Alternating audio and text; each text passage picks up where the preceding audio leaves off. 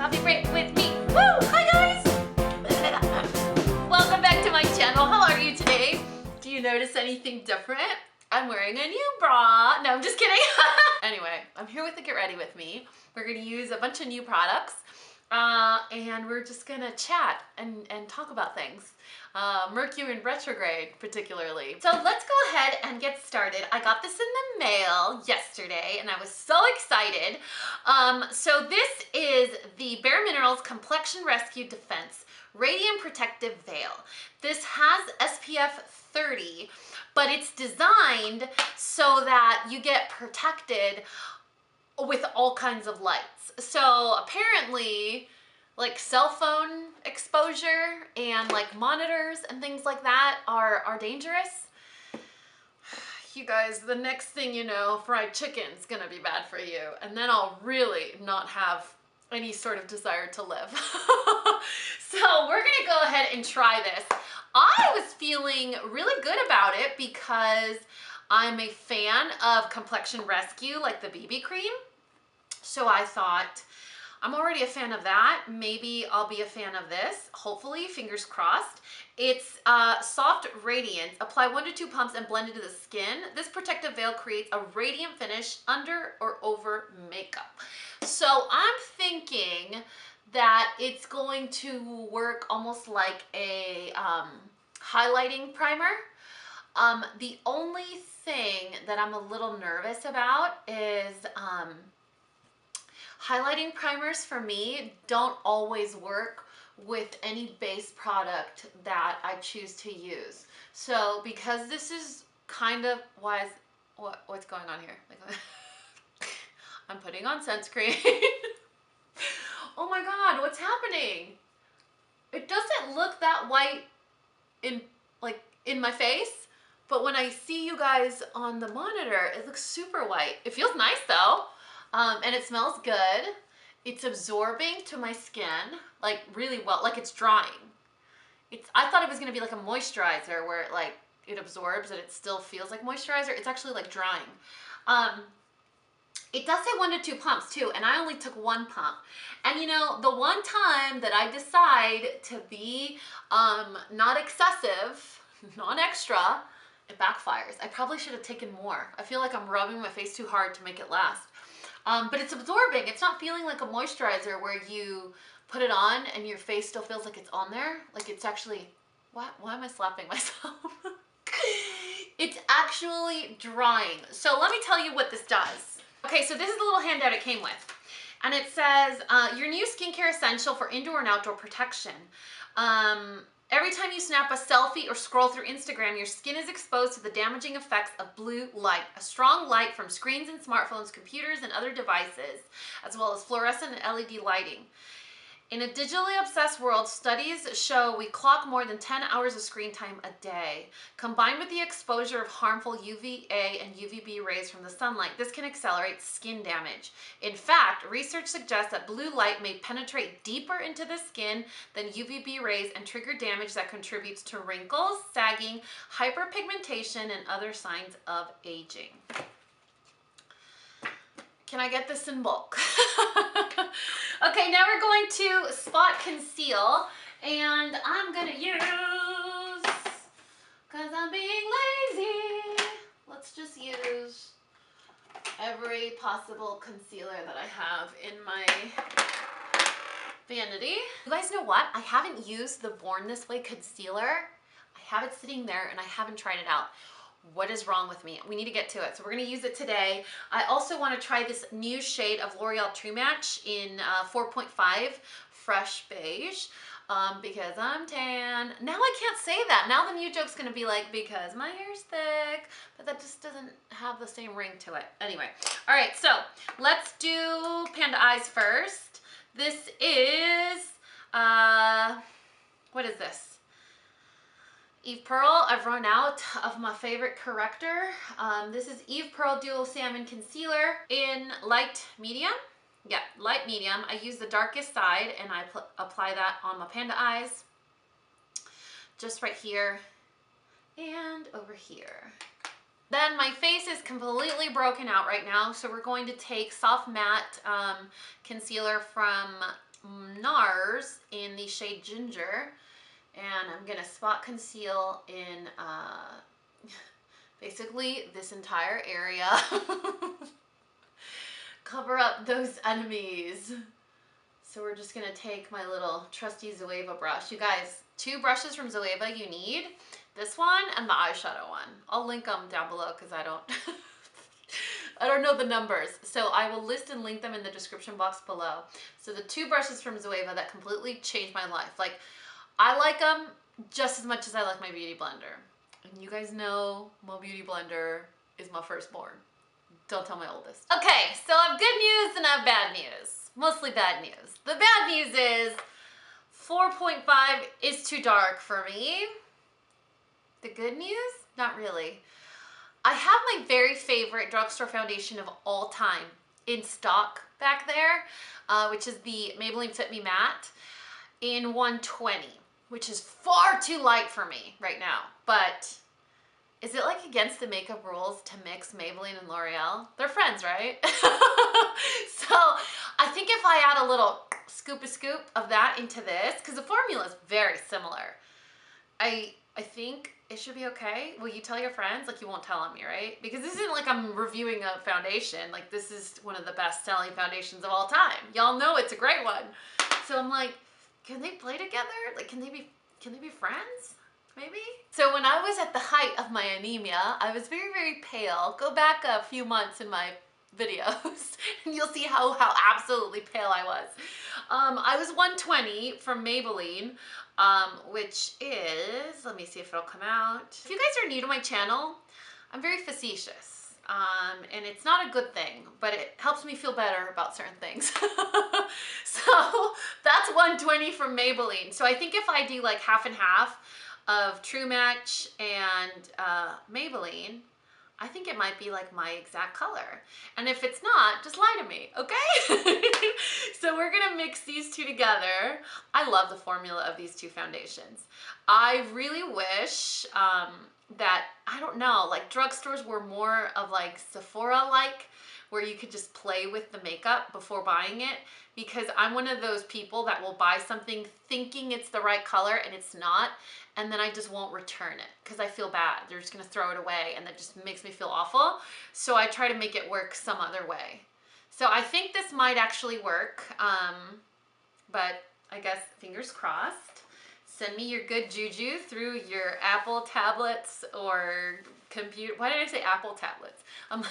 Send me your good juju through the internet. We're gonna just jump right in with this beauty blender action. Let's see. All right, we're doing it. We are doing it. Look at that. I mean, is that like, how close did I get? That's like almost exact. Humble yourself, Dani. Wow, I'm so proud of myself. I really thought this wasn't gonna work and I was totally gonna be like, ah, psych. Super cool. I stopped using things that I super duper love because I find something else that I super duper love, you know? And so I've always been this way. Like, I'm that girl that'll go to like the same restaurant once a week for months and get the same exact meal every single time she goes until I like murder it to death. I'm also that girl that hears a song that she likes and she'll put it on loop like for a week. Just that one song, and just listen to it on loop over and over and over and over until I hate it. I'm the same way with beauty products, except I don't end up hating them. I just find something that I like even more and then I forget about the other one. But then when I go back and I rediscover it, I'm like, why did I stop using you? I love you. I used to be a huge fan of True Match. Maybelline Fit Me Matte was my go-to drugstore foundation, like my number one. I'm like, ah, my number one drugstore foundation. I think what ultimately ended up happening is I jumped off that full coverage matte finish bandwagon, and I just really wanted to do the light to medium coverage base products, and that just became my style, my thing, my flavor, my type, and that's what we just went with, you know. We rolled with it and we stuck with it, and now I'm like, oh, you poor forgotten lover. Let's go back, jump all over my face. Okay, we're gonna go ahead and use the Too Faced Born This Way Multi-Use Sculpting Concealer. You guys, the formula of this concealer is, it reminds me of foundation. Like, it's like serious business, you guys. It's, I don't wanna say thick because that has a negative connotation, but it's heavy duty stuff. This is not your like run-of-the-mill, lightweight, seamless, blendable, super thin type concealer. It's heavy duty stuff. So I'm gonna use a combo of natural beige and then maybe like just a drop. Is my foundation matching? And then maybe just a drop of vanilla. Okay, maybe 2 drops, maybe 2.5 drops, whatever, you guys. To just brighten up that area of my face. Damp beauty blender, and then we're just gonna blend it out, and then whatever transfers onto the sponge I'll apply to like my chin or anywhere else that I have like a blemish that's still trying to steal my thunder. So just bump in the same direction so that you don't mix the colors. You want to blend them, but you don't want to mix them, so you still have that coverage and that brightening effect. You guys, I'm not used to seeing my face with full coverage anymore. So I look at my skin and it doesn't look like skin, it looks fake. It looks like it's too perfect. And I'm like, wait a minute, I don't trust you. Like it looks way too perfect and I'm like, I'm not used to this. Where are my freckles? Where are my blemishes? It's not until you like see the crow's feet that you're like, oh, there it is. The weird vein. Okay, I'm gonna set my face with a loose powder, and I'm gonna do my brows with, I always forget the name of these, with the L'Oreal Brow Stylist Shape and Fill. I'm a little nervous though, because my new hair color, I don't think I should even mix these 2 colors anymore. I'm probably just straight up light brunette. So set my face with powder, I'll do my brows, and then I'll come back and we'll use the new, that no one had any idea about, Aphrodisiac palette from Urban Decay. This is like a bomb. It was just like, surprise, by the way, here's a new palette. Ah, and everyone's like, wait, what? It looks really pretty too. Let me show you guys. I don't know why we're talking about this right now because I should be doing something else, but squirrel. So yeah, it is the same style of like all the little basic palettes, but it looks like this. Isn't that super pretty? I know, right? Holy big brows, Batman! Welcome to my face. Okay, we're gonna get started with the eyeshadow, and for that, y'all know the drill. We gotta get in here with some powder action. I was so aggressive with my beauty blender today that I made a hole in her. She was kind of new too, which sucks, because beauty blenders are $20 a piece. Kind of expensive. Okay, let's go ahead and get started with the Aphrodisiac. Aphrodisiac. There's no zh in there, right? I always say Aphrodisiac. Okay, this palette has some pervy names in here. Cochino's Urban Decay. So the first color is the one we're gonna use on our brow bone, and it's called Sheets. Don't worry, you guys, it gets better. So Sheets is gonna go, holy moly, Batman, that is dark. That is not a highlighting color.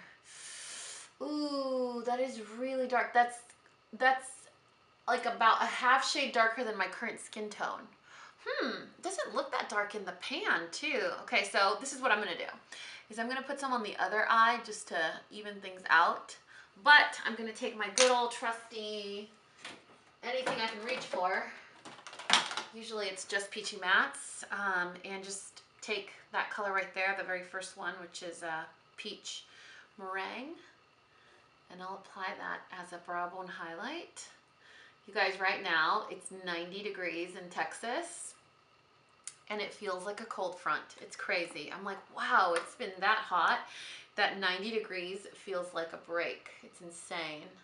Oh, you know what I wanted to talk to you guys about?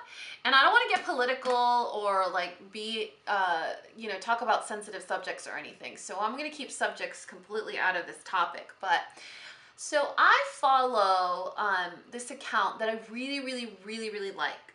It's a mom and she has a couple kids, like 5 or 6 kids or something. I love her posts. I love what she talks about. I love the account. I think it's a great account. She's always been a little political, right? Always shared her opinion on certain things, and I think a reason that I follow certain accounts is because of passion, you know, just that fearlessness of not being afraid to share what you think.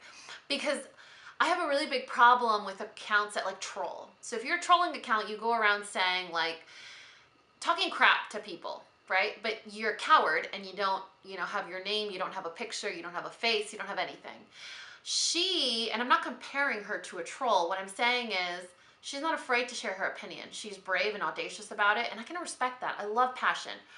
So where I'm going with this, or where you come in, is do you use social media as a place to relax, or do you use it as a place of like education? Because I don't personally, I'm gonna go in with Beyond. That's the next shade right there, just a warm medium brown. I use social media as fun. For me, it's fun. When I watch anything on social media or when I follow accounts, it's for fun. And so I don't get offended if an account all of a sudden gets political, but some people do, right? And so I want to know from you, and it's almost like a poll. Do you use social media more of a place to relax and unwind and decompress, or do you use it as a place where you want to find out about certain things, become more educated, you want to know people's opinions, or have no preference? Because I am one of those people that feels much more happy when the majority of the people are happy, you know. So it's my channel, and of course I'll always put up content that I want to do because I want to do it, because I feel like if it's something that I like or I'm passionate about, I'll do a better job, right? It's not something that, it's not like a public forum in terms of what type of content goes up. I always want to know your opinion, but ultimately I'm like the last veto, you know what I mean? So I would never post like my political affiliation on here. I would never talk about a really controversial subject on here, anything like that, just because it's not my style. But is that a deterrent for you guys in terms of social media? Like if someone starts to get all political all of a sudden, or voice their opinion. And I feel torn because a lot of people say, well, you're in the public eye and you have the social responsibility because you have the social platform, right? But then I'm like, well, maybe if you're like a celebrity, but this is YouTube. So I got into YouTube because I needed a place to relax and unwind and to just be social digitally, you know, with other people that have common interests. But I never followed an account because I'm like, oh yeah, she totally supports the Me Too movement or whatever. You know what I mean? So I guess it's just my own curiosity is, how do you view social media? Is it a way for you to unwind, to decompress? Is it somewhere for you to find out about social issues? Is it, because it's social media, it's not a place to talk about social issues. Like that's what, you know, news apps and stuff are for. But okay, now I'm gonna take the color, let's do Glare. That's this color here. That's really pretty. Ooh, I wonder if I should just put that on the lid. I like how I'm like, I wonder, smack. So I got really curious because this mom started to post on her Instagram, on her stories, like, you know, I didn't start this account to be liked or to be popular. I started it because I have a voice. And if my posts about reuniting kids with their families are offensive to you, then, you know, and she really defended her account, which I could totally respect. She wasn't rude or crass or offensive about it either. I just love when someone's able to tell someone to, you know, kick rocks in a very like graceful way. I think it's a skill. So yeah, she was posting a lot about, you know, reuniting children with their families and stuff like that. And a lot of people had a big problem with it. But what I like about her is she's very courageous, and she'll screenshot the direct messages that she gets. And she won't black out their names. She'll basically put them on blast, which is another thing that Courtney Kerr does, the fashion blogger that lives here in Dallas that I follow. I think I've done that maybe once or twice in my entire YouTube career, and I feel like super nervous about it. I wish I had the courage to do it, because I feel like a lot of these people just talk out of turn, and you know, they're so brave at, like, you know, pulling the keyboard trigger, but you call them out and then what are they gonna do? You know, I don't know. Either way, I don't think there's any benefit in leaving a bad comment or in blasting this person. Long story short, y'all, I just wanted to know if that is something that turns you off as a viewer, or that you don't mind when someone starts to share, you know, their opinion on social issues. The end. Okay, I think we're gonna leave the top kind of simple like that. I'm going to take Whiplash, the darkest shade in the palette, and just a tap with a blending brush, and I'm gonna focus that on the edge, right on the edge. I know it's not blended, bear with me. I just wanna make sure I have the same amount on both sides. Is that even? All right, and then we're done. No. Okay, and then we're going to kind of just buff that out. And then I want to take this really pretty purple in here called Addict, and I will apply that to the lower lash line, because now that I'm a brunette, you know, I'm going to be milking that blue eyeshadow. Purple eyeshadow. Purple eyeshadow. Everyone's going bonkers for the Norvina palette. The newest addition to the Anastasia Beverly Hills Glam palettes. I'm not that excited for it, but I feel like all of you guys are super excited that I need to buy it just to have it. You know what I mean? I don't get Anastasia Beverly Hills PR. I've personally gone out and bought all the palettes that I do have, like Soft Glam is one of my favorites. The Mario, the collaboration that they made with Mario is one of my favorite palettes ever of all time. Like when I hit pan on any of those colors, I'm probably gonna have a very, very, very sad candlelight vigil for it. So it's one of my favorite palettes, but the Norvina one I'm just not excited about at all, like not even remotely. But you guys are going bonkers over it, so I feel like I need to at least do a get ready with me using it. You know, not necessarily a review, maybe just a get ready with me. The whole point of that tangent was that now that I'm a brunette, we can do a lot more purple eyeshadows, and that's a purple palette, so there's that. You guys, these extensions are making my neck very hot. When in a million years did I think I was going to say that? Like when do you just say, oh, you know what, my neck is hot? When you get extra hair. I'm dusting off the excess powder, and then we're gonna go in with Addict. Okay, now we're gonna go in with Addict, and I'm thinking it's a play on the theme of the palette. If you know what I'm saying. Sheets, Beyond, Glare, Whiplash, Night Fever. I'll see what you're doing, Wendy, Cochina. So we're gonna go in with a flat shader brush and the color Addict. I love using palettes for the first time without doing a finger swatch. Have you guys ever tried that? I challenge you to get a palette and not swatch it and go in the first time you ever go into that palette, go in with a brush and try to do your eyeshadow. You're gonna either instantly know it's a match made in heaven, or you're going to throw the palette in the garbage.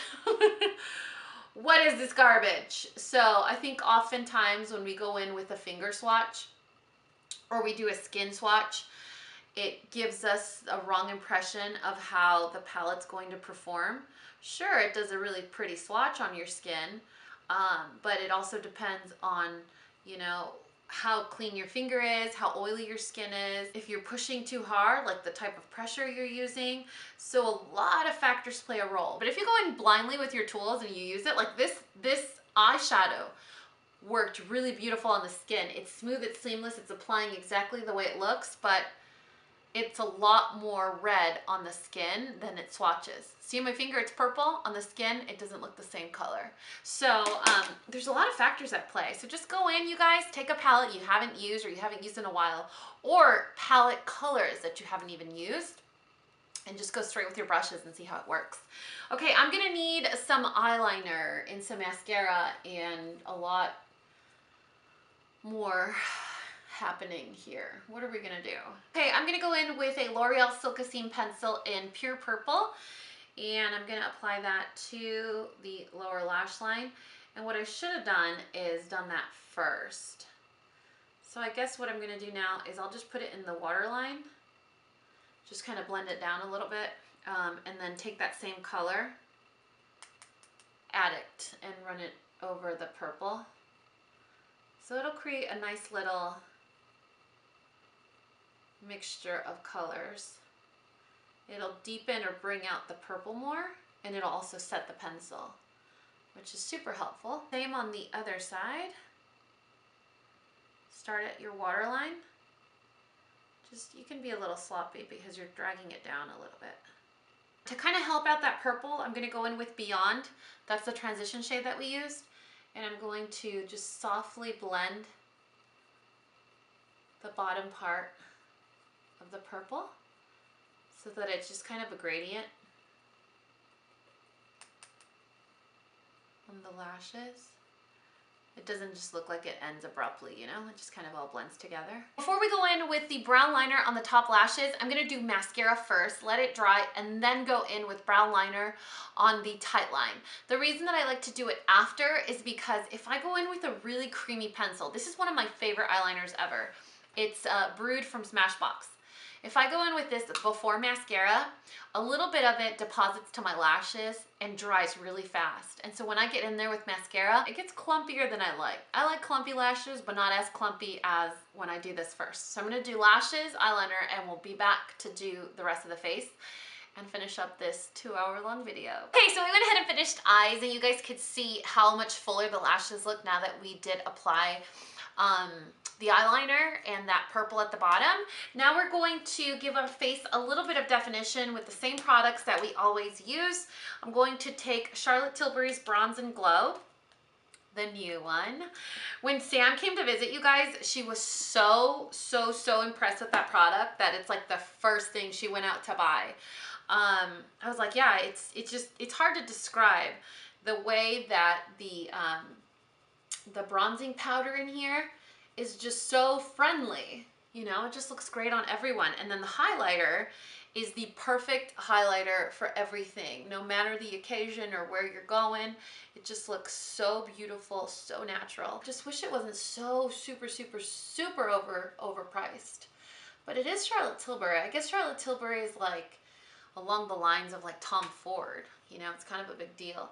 I wonder if someone like Makeup by Mario will come up with his own cosmetics line and stop doing collaborations, and like where his line would fall in terms of like price range. So it makes you wonder, right? Because he's like, I mean, he's talent.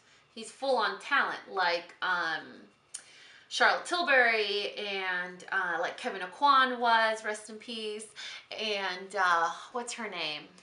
Speaking of political posts, amazing, super talented makeup artist. What is her name? I always forget it, but she's always doing hyper political posts, like really intense ones, which, I mean, to me, if I see a post that I don't like, I just keep scrolling, you know, it doesn't affect my soul, but some people really get upset. I can't think of her name right now, and this is gonna totally annoy me. What is her name? Whatever. Anyway, she does like Angelina Jolie's makeup, Charlize Theron, like all these major Hollywood heavy hitters. But yeah, she's really outspoken, which is kind of nice.